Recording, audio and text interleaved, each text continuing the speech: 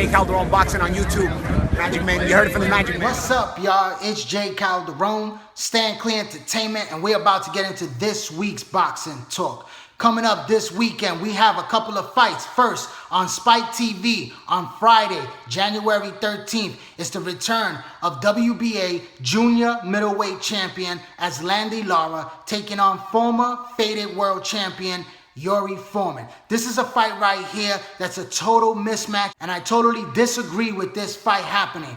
Lara has been calling out Triple G from quite some time, and he is absolutely the best 154-pounder in the junior middleweight division, and he has not done anything in his last previous fights to really call out Triple G and get a shot at the title. A guy like Foreman hasn't been relevant since the time he got destroyed by Miguel Cotto at Yankee Stadium, and yours truly was there at that fight. And Yuri Foreman has not been a factor ever since. He needs to fight somebody legitimate in the middleweight division if he wants to fight a guy like Triple G. He's been calling him out in social media, but we have not seen him move up to the 160-pound weight division and fight a solid middleweight that he could really stake his claim and also make some noise in the division to really make the fans want to see this fight. If you're just banking on him being just one of the most skillful fighters in boxing as a total legitimate reason for him to fight Triple G,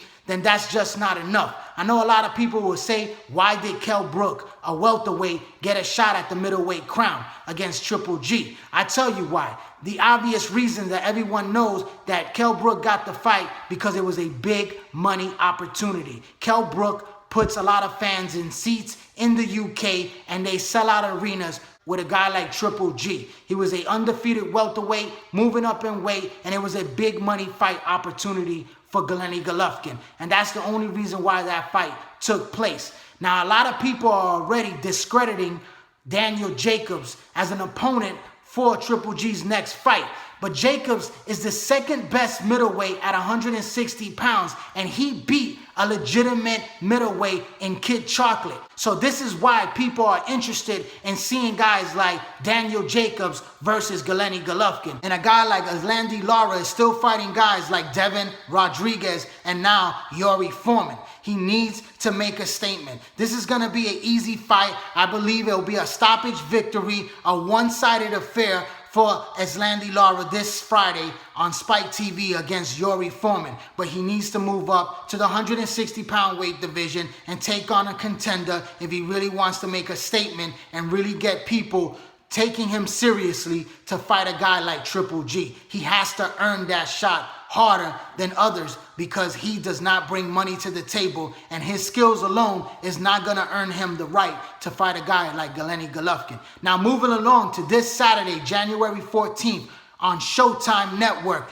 It's a doubleheader. First up, it's Puerto Rican undefeated IBF junior lightweight champion Jose Pedraza taking on a undefeated rising star in Gervonta Tank Davis. Now, this is a fight opportunity for this young man, Gervonta Davis, who is a very strong junior lightweight at 130 pounds. He has tremendous punching power, but he has that raw talent. He looks like he doesn't have the development skills to be able to beat a guy like Jose Pedraza. Now, I'm not a fan of Pedraza just because he's Puerto Rican. Pedraza is a guy that he has enough in his pedigree to be able to beat a guy like Gervonta Davis, because Pedraza was a very good amateur and now he's a world champion. He's fought better class of fighters. We saw in his fight against one of the Smith brothers, Stephen Smith, a very good, talented young fighter that was also in a great opportunity to become a world champion, come up short against the more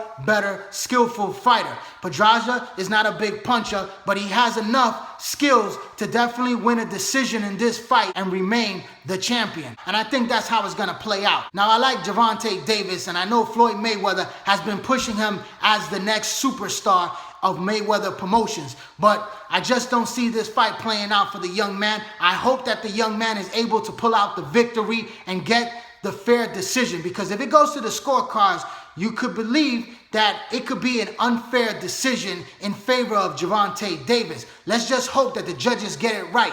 But I just see Jose Pedraza as the victor.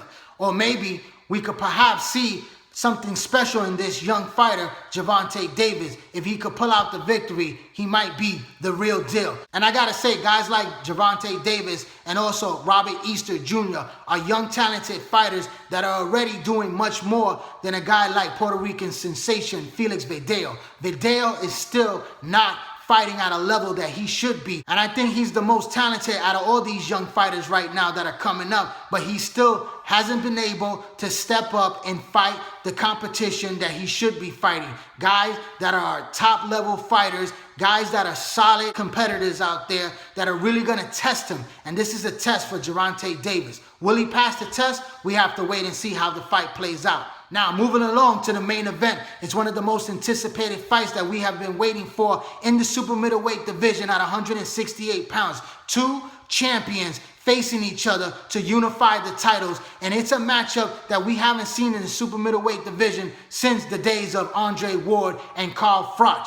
This is a matchup right now where you have Badou Jack, a guy that I was never really a big fan of, but I have groaned on because he has improved as a fighter. I've liked his last several fights and what he has done and accomplished. This guy has improved in his jab by showing a very strong jab. He's a solid fighter with good, decent punching power, and he's improved in his boxing skills. Now, James DeGale is a fighter that is the favorite in this fight because he is an outstanding amateur that won the Olympic gold medal for Great Britain, and he's a road warrior. This guy has been to Canada, the United States, and he's defended his title in different continents, and you got to give a guy like that absolute respect. He has the movement and the boxing skills with the better hand speed and decent power as well to gain respect in that ring and to come out the victory winner in this fight this weekend. And I believe that this is going to be a tougher fight than what people expect. I believe that Badou Jack has improved enough to really give it a great fight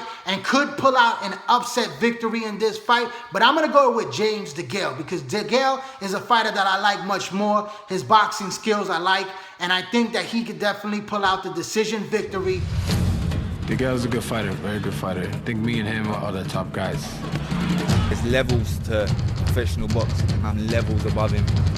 People want to see excitement, and now it's time for Badou Jack to go out there and be undisputed champion. My next step, I want a unified title. Badou Jack, let's do it.